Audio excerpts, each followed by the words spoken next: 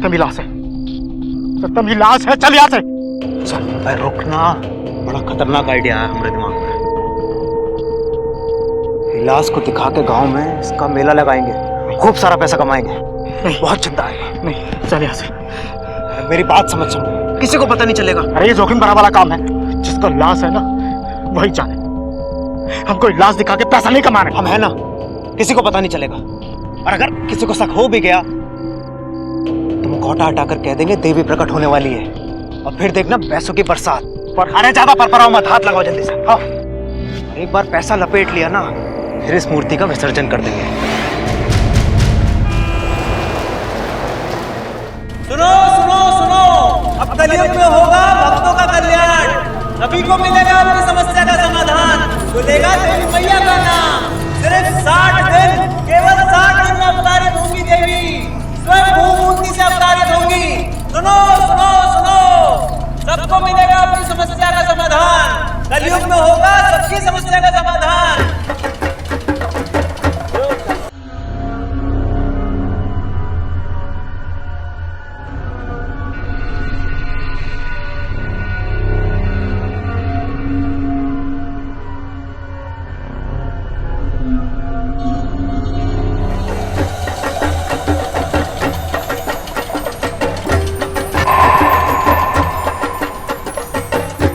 बोलो देवी मैया की, देवी मैया की।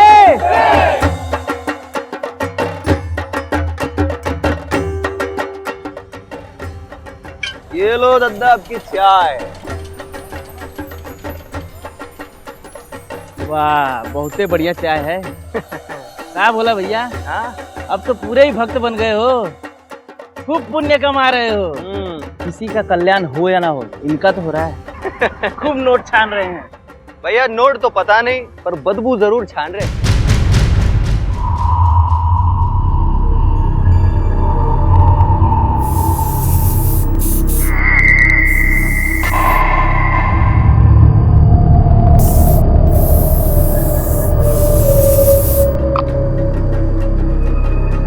भाइयों, कल रात को माता रानी हमको दर्शन दिए हैं और एक ठो बात बोले हैं कि माता रानी आपकी निष्ठा और भक्ति से बहुत प्रसन्न है, और साथ ही साथ आप लोगों के दुखों को देखते हुए बहुत दुखी भी है। माता रानी बहुत जल्द प्रकट होंगी आपकी दुविधाओं का नाश करने के लिए। तो माता रानी की, माता रानी की। तो भाइयों, अब आप लोग आइए और माता रानी की आरती लगाइए। देखिए, हमने आप लोगों के लिए माता रानी को 1000 के नोटों का माला चढ़ाया है। अब जो मुझसे बन पड़ेगा वो मैं जरूर चढ़ाऊंगा। माता रानी की, माता रानी की। ये हमारे तरफ ना भाई ना, हम कोई पंडित पुजारी तो है नहीं, हम तो माता रानी के सेवक हैं और पूरी जिंदगी माता रानी की सेवा में गुजारनी है। आपके चढ़ावे को तो हम हाथ नहीं लगाएंगे। अरे महाराज, काहे पंडित जी को पाप लगा रहे हैं? ये दान पेटी नहीं देख रहे हैं, ये इसमें चढ़ाइए ना। हाँ जाइए जाइए। अरे आप सब भी आइए, चढ़ावा लगाइए। आइए आइए आइए। माता रानी की, माता रानी की।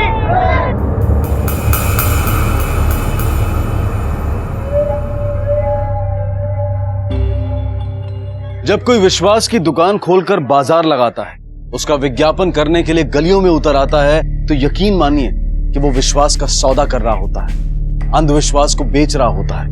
अंधविश्वास के ऐसे व्यापार में ना तो कोई श्रद्धा होती है और ना ही कोई भक्ति, बस होता है तो सिर्फ पैसा।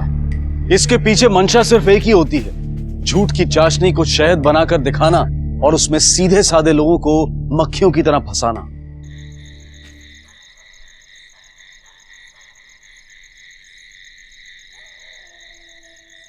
हमको भी हमारा हिस्सा चाहिए। ये कौन सा सोना? किस सोने की बात कर रहे हो? लखनऊ की बस्ती में किसी की हैसियत है सोना चढ़ाने की? है? साला सोना खुद हड़प जाओगे।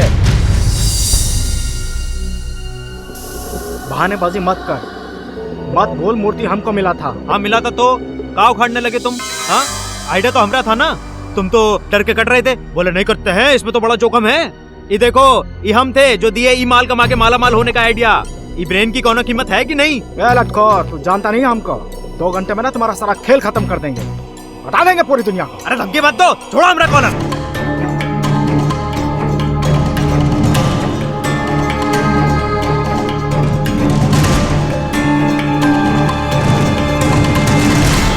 हेलो दरोगा बाबू,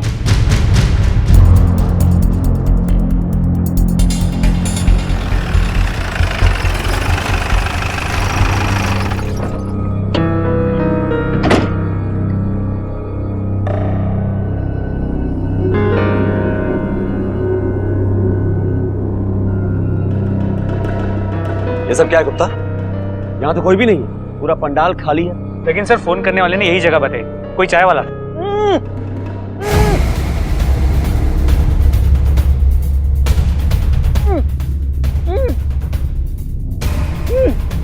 खोलो इसे।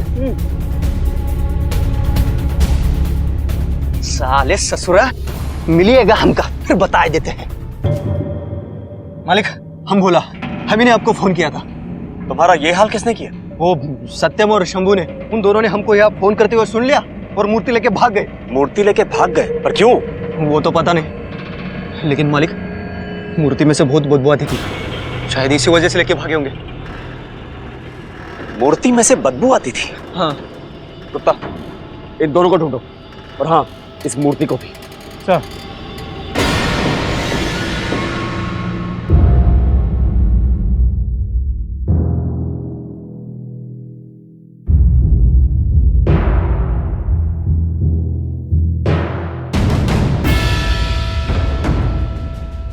गुप्ता तुम इसी मूर्ति की बात कर रहे थे? हाँ सर, यहाँ के मछुआरों से पता चला। आराम से आराम से, आराम से खींचो।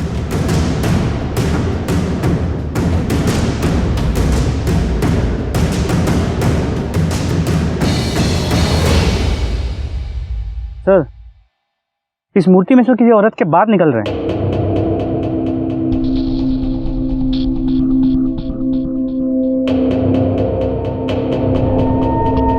माय गॉड, किसी औरत को मार के उसकी मूर्ति बना दी है। भोला तुम इसी मूर्ति की बात कर रहे थे? हाँ मालिक, यही तो है देवी माँ की मूर्ति। गुप्ता इसे फॉरेंसिक लैब भेज दो, ध्यान से और बहुत आराम से। सर और हाँ, अब तक आप लोग देवी समझ के जिसकी पूजा कर रहे थे, देवी मैया के, वो देवी भी नहीं है, लाश है, डेड बॉडी। अब जरा सोच के बताइए कि पिछले कुछ दिनों में, पिछले हफ्ते में इस गांव से या इस गांव के आसपास के इलाके से कोई औरत लापता हुई है? अच्छा, इस गांव में और गांव के आसपास के एरिया में मूर्ति कौन बनाता है, यह भी नहीं मालूम। अच्छा भोला, ये सत्यम और शंभू मेला लगाने के अलावा और क्या काम करते हैं? मालिक ये शंभू तो फेरी वाला है, बच्चों का फ्रॉक सब बेचने का काम करता है, और ये सत्यम ब्लॉक में सरकारी कागज बनाने का दलाली करता है। गुप्ता एक काम करो, जिस भी गांव वाले के फोन में सत्यम, शंभू या मूर्ति की फोटो मिले उसे एविडेंस के तौर पे कलेक्ट कर लो। सर कोई सोच भी नहीं सकता था कि कभी किसी देवी की मूर्ति के अंदर लाश मिल सकती है। इस खबर ने लोगों के विश्वास की बुनियाद हिला दी थी, लेकिन कोई ऐसा क्यों करेगा? क्या किसी लाश को ठिकाने लगाने के लिए मूर्ति महज एक जरिया थी, या फिर किसी लावारिस लाश को उठाकर मूर्ति में डाल दिया गया था ताकि देवी के प्रकट होने की बात फैलाकर लोगों से पैसा ऐंठा जा सके? पुलिस के सामने ऐसे कई सवाल थे और वो जुटी थी शंभू और सत्यम की तलाश में। जी जी sir, okay sir, yes. Mishra, ये केस जितना सीधा दिख रहा उतना है नहीं। अपने लाइफ में मैंने बहुत लाशें देखी हैं, लेकिन पीओपी में लाश मिलना मैंने पहली बार देखा। ये केस बहुत पेचीदा और सेंसिटिव है। धर्म के नाम पर लोगों की भावनाओं के साथ खिलवाड़ हुआ है। इससे पहले लोगों का गुस्सा बढ़ के हमें उन्हें पकड़ना होगा। Yes sir. मिश्रा, मुझे तुम्हारी एफिशिएंसी पर पूरा भरोसा है। पूरी ताकत लगा दो कि मुजरिम जल्द से जल्द पकड़े जाए। सर आप बिल्कुल चिंता न करें, दिन रात एक कर देंगे हम।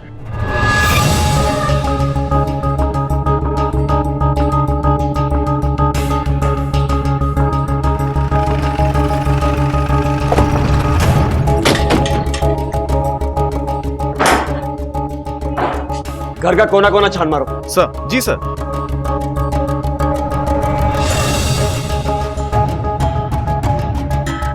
कुछ मिला? नहीं सर, चलो सर, अंदर बिस्तर, बर्तन और कपड़ों के अलावा कुछ खास मिला नहीं। चलो सर।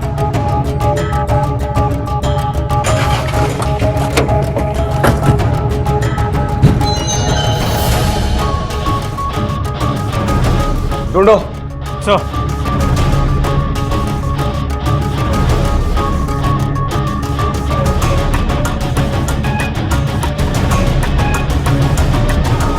सर यहां भी कुछ नहीं मिला। सर, उन दोनों के बारे में कोई ठोस जानकारी नहीं मिल पाई। दोनों के फोटोज को आसपास के सभी पुलिस स्टेशन भेज दिए और सभी खबरियों को भी काम पे लगा दिया। पिछले 2 या 3 महीने में किसी औरत की मिसिंग कंप्लेंट है कि ये भी चेक करने के लिए कहा है। गुड। देखो गुप्ता, इस केस में कोई भी गलती नहीं होनी चाहिए। सर, हो सकता है सत्यम और शंभू ने किसी का मर्डर किया हो और लाश को ठिकाने लगाने के लिए पीओपी की मूर्ति का रूप दे दिया। हाँ हो सकता है, लेकिन सोचने वाली बात यह है कि अगर मर्डर इन दोनों ने किया है तो मर्डर करने के बाद इन दोनों ने मेला क्यों लगाया? अच्छा, क्या तुम वही रुको? सर, नारायण चक गांव के बाहर एक झोपड़े में सत्यम को देखा गया। गाड़ी निकाल।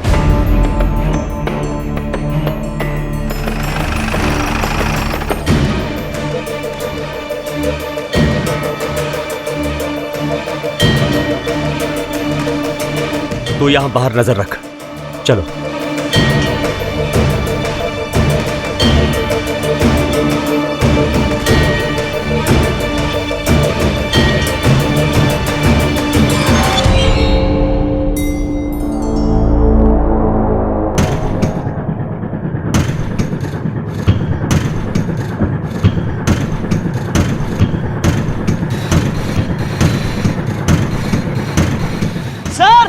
सर आइए जल्दी। बिल्कुल चुप। पहले मर्डर करता है, उसके बाद मेला लगाता है और अब यहाँ छुप के बैठा है। साहब कोई मर्डर नहीं किया। चल तुझे मेला दिखाता हूँ, लेके चलो इसे। चल। साहब आपको नहीं पता शंभू कहाँ पर है? हमने कोई मर्डर नहीं किया है। आपको तो ये भी नहीं पता था कि वो लाश कहाँ से आई और वो लाश मूर्ति में कैसे पहुंची। तुझे कुछ नहीं मालूम, अभी सब याद आ जाएगा। बोल शंभू कहाँ है? मैं बताता हूँ साहब, वो मूर्ति शंभू को मिली थी साहब। आपको कुछ नहीं पता।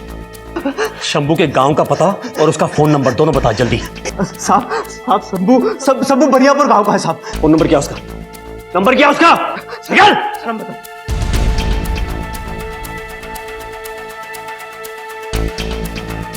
ये नंबर काम नहीं कर रहा है, कृपया नंबर जांच लें।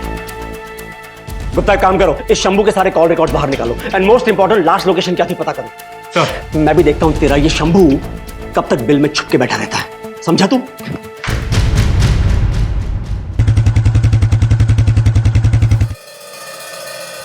सर, फोन के नेटवर्क डिटेल से पता चला है कि शंभू यहां से भागकर पास के गांव गया, जहां उसने अपना फोन स्विच ऑफ कर दिया। फिर उसके 1 घंटे बाद बेहतर स्टेशन के पास उसका फोन फिर से एक्टिव हो गया।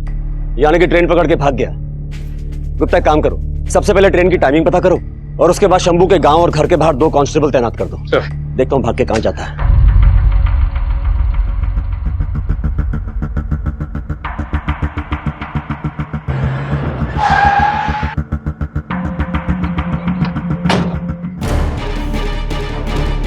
रुक! ए शंभू रुक! रुक!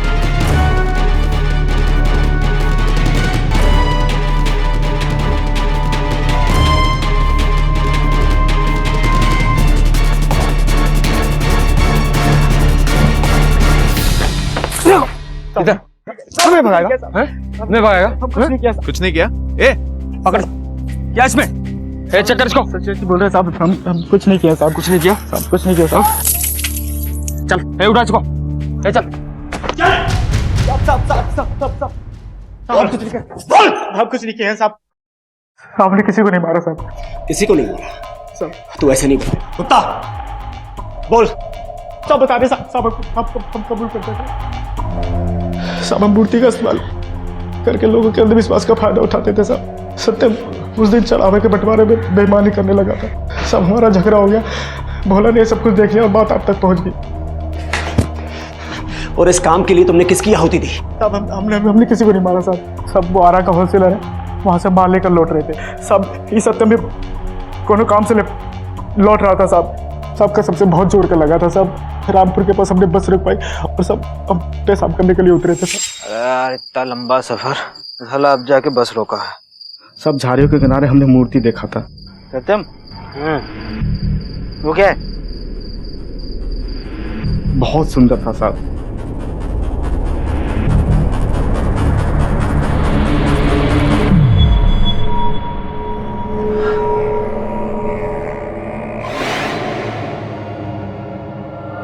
सत्यम की लाश है। तब सब हमें पता चला कि इस मूर्ति के अंदर एक लाश है। तब हम तो बहुत डर गए थे। क्यों बे? तुमको हमारी शक्ल पे लिखा है कि हम पखलौल हैं, कि तुम कोई भी कहानी बनाओगे और हम मान जाएंगे। अब मैं आखिरी बार पूछ रहा हूँ, सच सच बोल, सच बोल, वरना यही पुलिस स्टेशन में तेरी मूर्ति बना दूंगा। बोल, तुमने किसको मारा और मार के मूर्ति में डाल दिया? बोल। साहब हम सच्ची सच्ची कह रहे हैं। आपको नहीं मालूम था उसमें किसका लाश है। हमारा मत मारा गया था, लोग में आके मूर्ति को उठा रहे थे सर।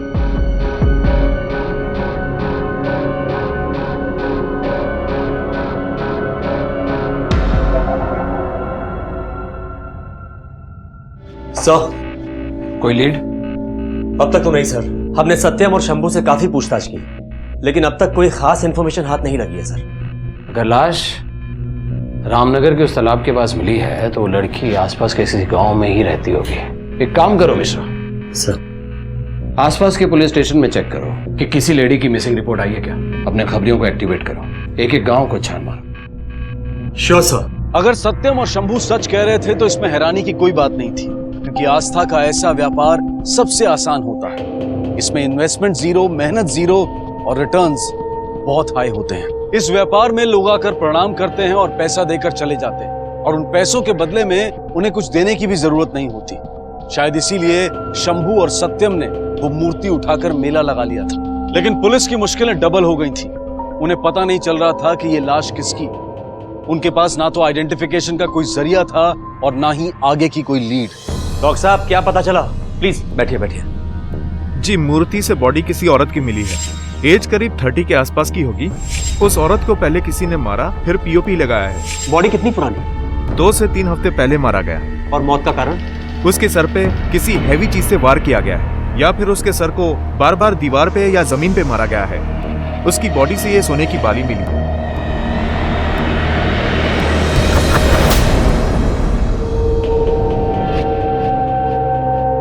जब लोग गुमराह करते हैं तो बेजान चीजें राह दिखाती हैं। जी सर। ये बालियां बताएंगी कि इसे किसने खरीदा है।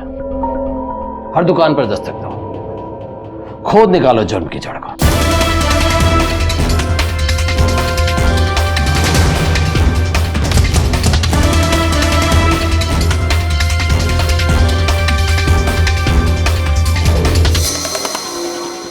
हाँ सर, ये बाली हमारे यहाँ की है। खरीदी किसने थी? कोई रिकॉर्ड है तुम्हारे पास? जरूर होगा सर, 1 मिनट दीजिए।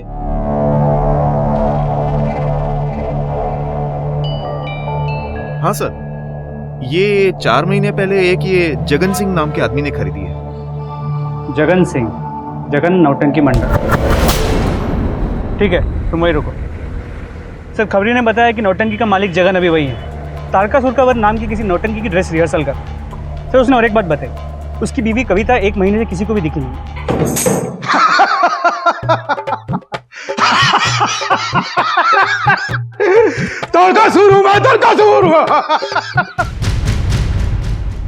हमें छोड़ दीजिए। तेरा बात तो निश्चित है। पीछे देख, पुलिस। अब तो तेरा बात एकदम निश्चित है। बस बस हो गया तुम्हारा। हम भी यहाँ पे एक असुर को ही ताड़ने आए। जगन कौन है? मैं हूँ साहब। आओ, जरा तुमसे पूछताछ करनी है। आओ।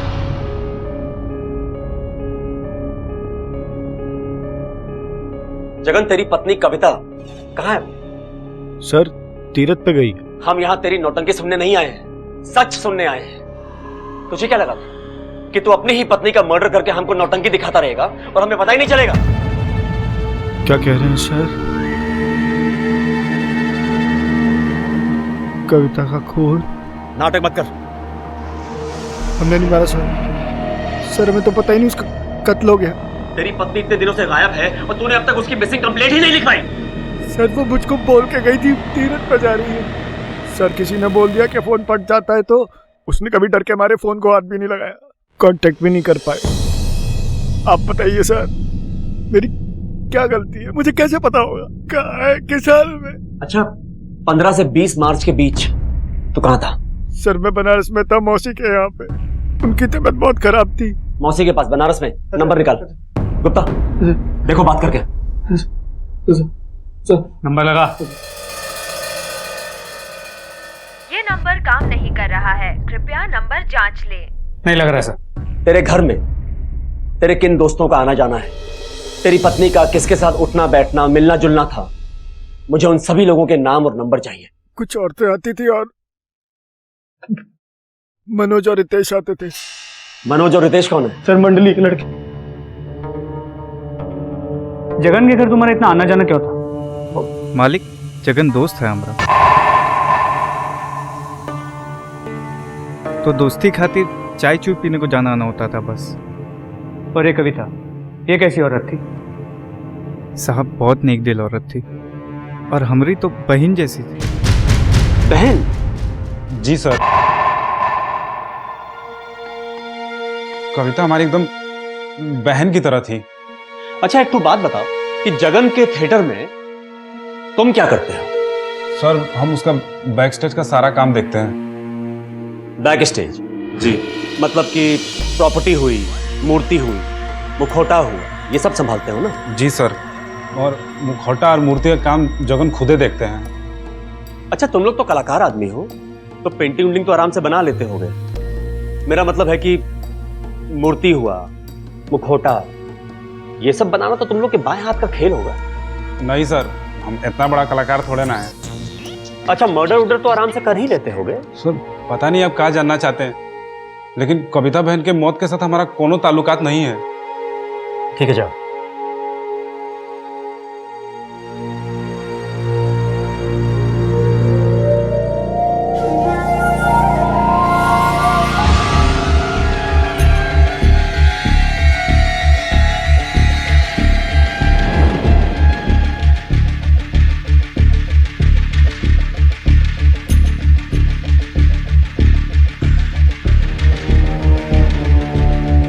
गुप्ता, तुम लोग नीचे तलाशी लो, मैं ऊपर देखता हूं। चल ऊपर दिखा।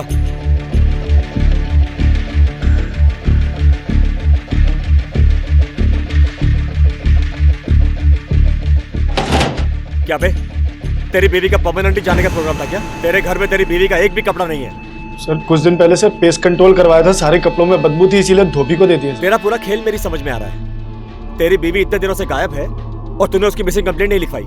तुम्हारे घर में तुम्हारी बीवी का एक भी कपड़ा नहीं है और तुम कहते हो कि धोबी के पास है। अब अगर मैं धोबी के पास जाऊंगा तो वो मुझे किसी के भी कपड़े दिखा के बोल देगा कि तुम्हारी बीवी के कपड़े हैं, है ना? अबे मर्डर की प्लानिंग बहुत अच्छी की तूने, एकदम तुम्हारी नौटंकी की कहानी की तरह। लेकिन तू एक बात भूल गया जगन, अगर तेरी नौटंकी की कहानी में मुझ जैसा एक कैरेक्टर होता ना तो तू ऐसा गुनाह कभी नहीं कर पाता। पुलिस को जगन का कैरेक्टर शुरू से ही संदेशपद लग रहा था। कोई अपनी पत्नी से 1 महीने तक बिना संपर्क के कैसे रह सकता है? तो क्या जगन झूठ बोल रहा था? और अगर वो झूठ बोल रहा था तो क्या उसी ने अपनी पत्नी कविता का खून किया था? और अगर वो झूठ नहीं बोल रहा था तो जगन और कविता का रिश्ता बड़ा ही विचित्र था।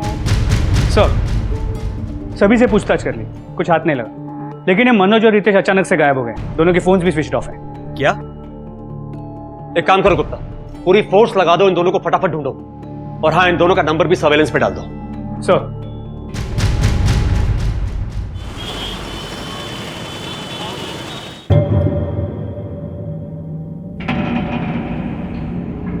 सर अभी अभी पता चला कि मनोज का फोन फिर से एक्टिव हो गया, लेकिन सिम किसी और के नाम पे है। कहां पे हुआ है? करवा में। गुप्ता काम करो, करवा पुलिस को हमारे आने की खबर दे दो, और हाँ उनसे कहना कि हमसे कोऑर्डिनेट जरूर करते रहे। सर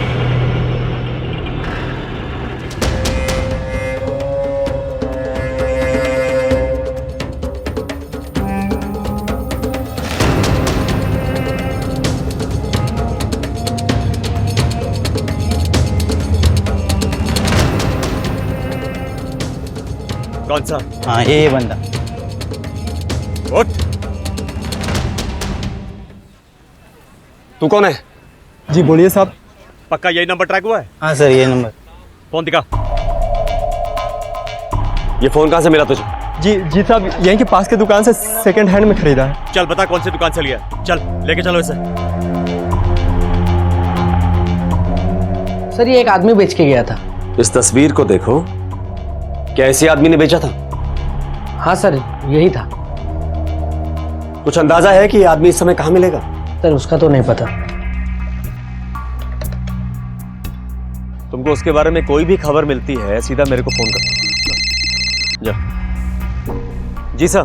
क्या अपडेट है मिश्रा? सर मनोज का फोन ट्रैक तो कर लिया है, लेकिन मनोज ने फोन किसी और को बेच दिया सर। मिश्रा, आजकल फोन की लत ऐसी है कि दिल धड़कना बंद हो जाए लेकिन फोन बजना बंद नहीं होता।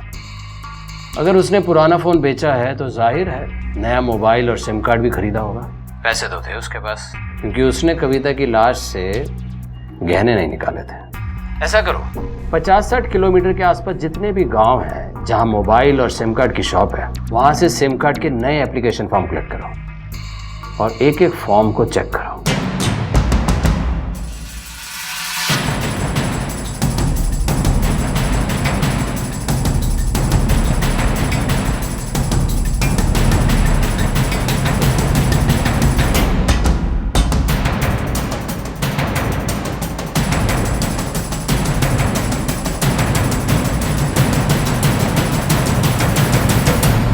सर आपका शक सही निकला।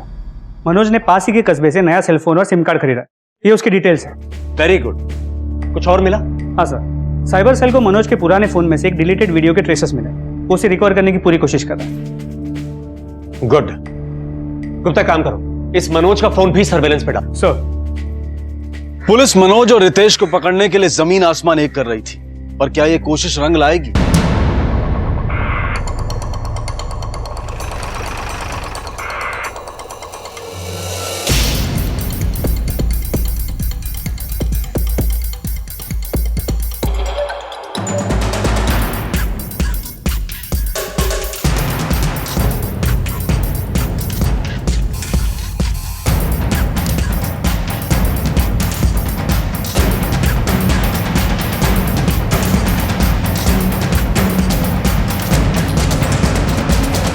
कहां भाग रहा है बे?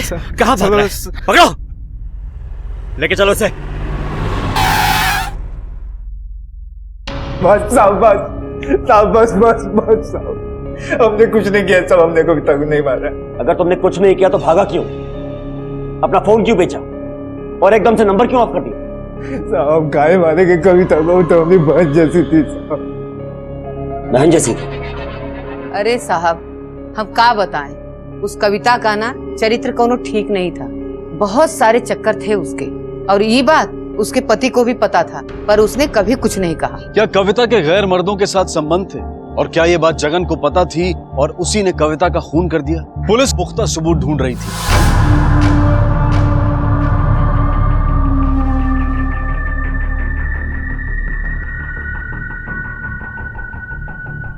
सर इसके छज्जे पे मिला, बिल्कुल वैसे ही है जैसे उस मूर्ति पे था। अच्छा, तो तूने अपनी बीवी को मारकर उसकी मूर्ति बना दी और भी लोगों को मारकर उनकी मूर्ति बनाकर विसर्जन करने का इरादा था तेरा? नहीं सर। बोल और किसको मारने की प्लानिंग कर रहा था? बोल। सर मैं सच बोल रहा हूँ सर, ऐसे मार्क्स और भी खरीदे मैंने। तुझे क्या लगता है हम क्या झुबरी तलैया से हैं जो हमें बेवकूफ बना रहा है? बोल। मैं सच कह रहा हूँ सर, और भी 2 मास्क रिहर्सल हॉल में रखे हैं सर। रिहर्सल हॉल में रखे हैं? चल दिखा, चल। अरे देखना यार उस वाले में, देख जाके तो देख नीचे वाले।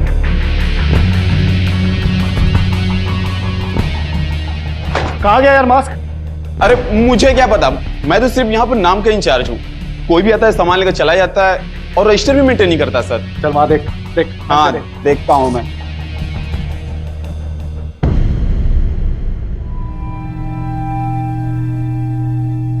सर एक मास्क मिला है, एक नहीं मिल रहा सर। देवी माँ का कॉस्ट्यूम भी गायब है। हमारे साथ नौटंकी करके हमको बेवकूफ बनाने की कोशिश कर रहा है। गुप्ता, इन दोनों को हवाला लेके चलो। हमने कुछ नहीं किया सर। अरे यूपी हिले, बलिया हिले, पटना हिले ला। भैया कुछ खाए खाएगा? जाओ कुछ खाए के। बहुत गर्मी है भाई।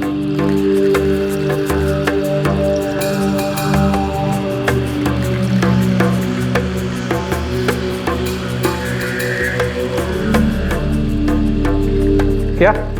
तुम वही रुको।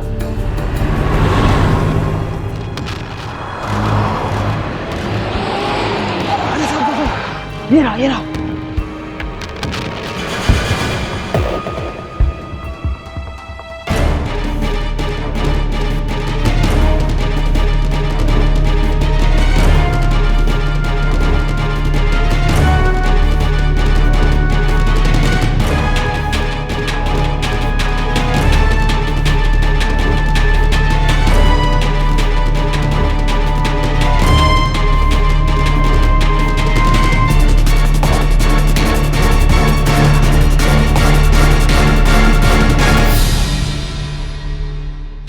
ले चलो इसे। सर हम कुछ नहीं किए सर। मैं आखिरी बार पूछ रहा हूं, सच बोल दे। अरे सर हम कुछ नहीं किए हैं। कुछ नहीं किया, अभी बताएगा तू। अरे सच बोल रहे सर, हम कुछ नहीं किए हैं। कुछ नहीं किया है? हम कुछ नहीं किए हैं। अरे सर हम कुछ नहीं किया, कुछ नहीं। सर सच बोल रहे हैं सर। चुप। अब सुन मेरी बात, मनोज ने सच बक दिया है।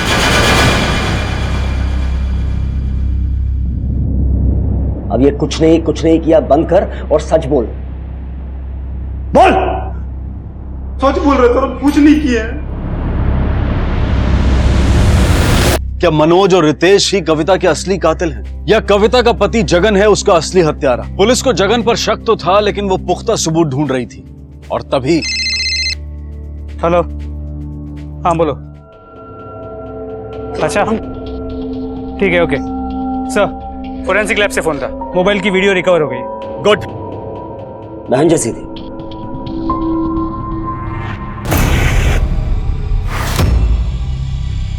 सब ये वीडियो तुम्हारे फोन में कहां से आया? बोल। सब हम कोई कत्ल नहीं किए सब, हम बस रितेश के साथ दिए थे साहब। रितेश का साथ दिया था? क्या साथ दिया? क्या साथ दिया रितेश का तुमने? कविता बहुत खूबसूरत थी साहब, इसीलिए रितेश हमेशा उसके पीछे लगा रहता था। सब पसंद हम भी करते थे, लेकिन हमारी कभी हिम्मत नहीं हुई उसके पास जाने की। लेकिन रितेश साहब पता नहीं कौन से मिट्टी का बना था, एकदम पागल ही था साहब। हमेशा उसके नजदीक जाने की कोशिश करता था। और एक दिन साहब वो कविता को बाजार में अकेले पकड़ लिया और अपने दिल का बात कह दिया। अरे कविता भौजी, प्रणाम। रितेश तुम यहाँ पे? वो कहा है ना कि आपसे एक बात कहनी थी। हाँ बोलो। अरे भौजी वो कहा है ना कि आप हमको बहुत अच्छी लगती हैं और हम आपसे बहुत प्यार करते हैं। दिमाग खराब है तुम्हारा, पगला गए हो तुम। तुम्हें दिखता नहीं हम शादीशुदा हैं? तुम्हारे भैया को पता चलेगा ना, खूब मारेंगे तुमको। भौजी हम आपसे बहुत प्यार करते हैं, एक बार समझिए तो।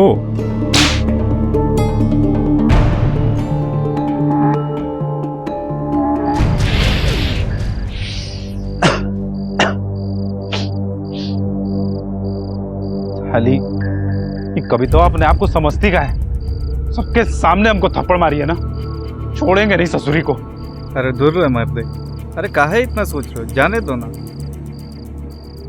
काहे बे, तुमको भी तो में बहुत इंटरेस्ट है ना?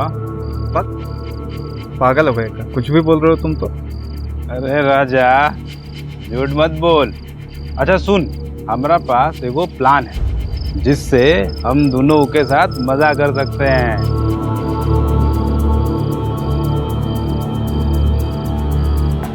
ऐ, तुम्हारा ना दिमाग खराब हो गया। देखो भाई, हमको तो कोनो लफड़ा में नहीं पड़ना। अरे कोनो लफड़ा नहीं होगा, तो हमारा बात सुन।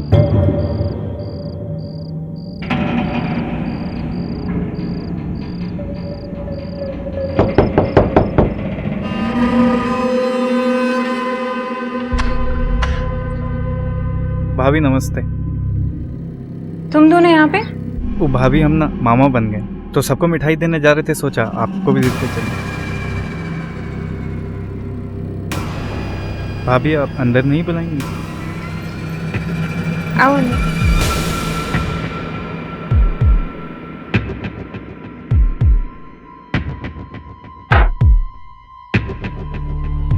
भाभी आज हम बहुत खुश। लीजिए पेड़ा खाइए।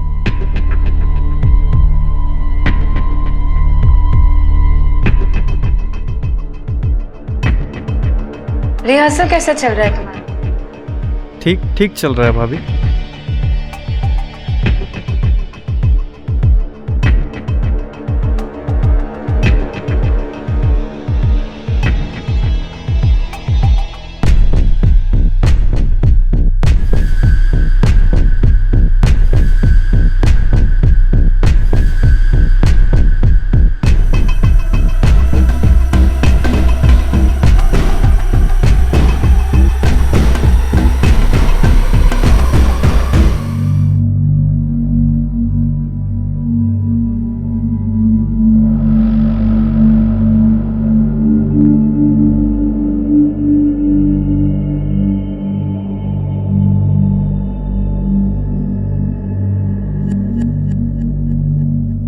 सब शुरू में तो बहुत ही चुप की, फिर बाद में उल्टा हमी को धमकाने लगी।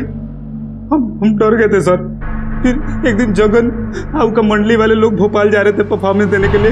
फिर हम बीमारी का बहाना लेके वही रुक गए। फिर बाद में हम कविता के लैंडलाइन पे फोन करके उनको रिहर्सल हॉल में बुलाए, फुटेज देने के बहाने।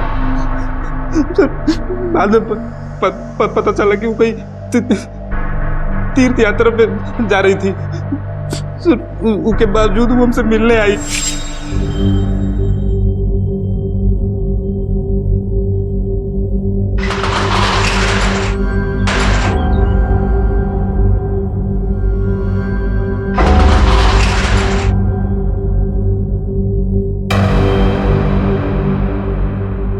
हमको हमारा वीडियो दो। अरे दे देंगे, इतना काहे उकता रही हो? देख रितेश, बहुत हो गया अब। हाँ, हमको हमारा वीडियो दो अभी के अभी, वरना हम पति और पुलिस दोनों को बता देंगे। सनी धमकी दे रही है हमको, धमकी दे रही है। अभी तेरा सारा वीडियो ना लेके हर जगह फॉरवर्ड कर देंगे।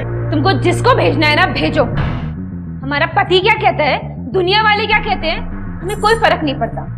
पर तुझ जैसे नीच को ना तुम्हारी हैसियत ना दिखा के रहेंगे, देखना। अरे अच्छा सुन सुन सुन सुन सुन सुन, ले ले पकड़, अपना वीडियो पकड़, ठीक है? ये वीडियो तो हमको मिल गया है, इसका मतलब ये नहीं कि तुम बच जाओगे।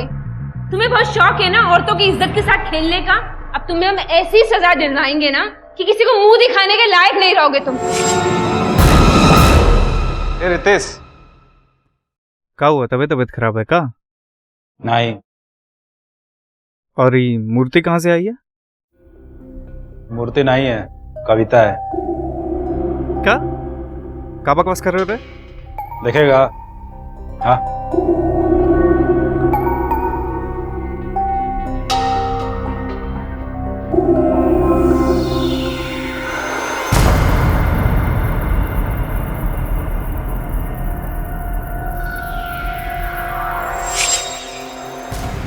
सर माफ करो सर। दोस्त बोलता है अपने आप को, शर्म आनी चाहिए तुझे। सबसे पहले अपने दोस्त की पत्नी की इज्जत पे हाथ डालता है, बाद में उसी की जान ले लेता है, और जान लेने के बाद उसकी मूर्ति बना के उसे सड़ने के लिए फेंक देता है। तो जैसे घटिया और घिनौने आदमी को जितनी सजा दी जाए वो कम है।